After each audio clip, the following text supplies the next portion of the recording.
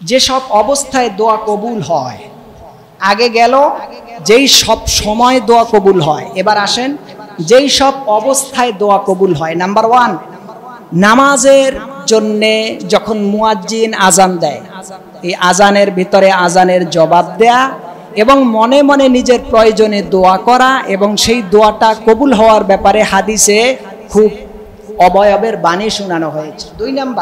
2 number হচ্ছে আজান শেষ, ইকামত শুরু হবে।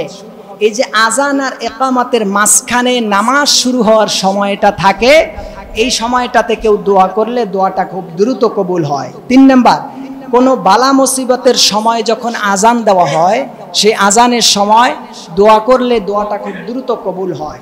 4 নাম্বার, যখন কোনো মানুষ জিহাদের ময়দানে নেমে যায়, জিহাদের ময়দানে নামার পরে ওই দ্বীনের মধ্যে মুজাহিদ যদি আল্লাহর কাছে কোনো কিছু চায়, দোয়া করে, তার সাথে সাথে আসমানে আল্লাহ পাক কবুল করে নেয়। বলেন সুবহানাল্লাহ। আমার প্রিয় ভাইয়েরা, কোরআন শরীফ খতমের পরে জমজমের পানি পান করার সময় যখন বাসা বাড়িতে মোরগ ডাকে, মোরকের ডাক কিন্তু ভালো, গাধার ডাক খারাপ, কাকের ডাক খারাপ, কিন্তু মোরগের ডাকটা কিন্তু আলামত ভালো। এই জন্য মোরগ ডাকলে তখন মনের কোনো ব্যথার কথা থাকলে বাসা বাড়িতে আল্লাহর কাছে বলবেন, কবুল হয়ে যাবে। সুবহানাল্লাহ বলেন।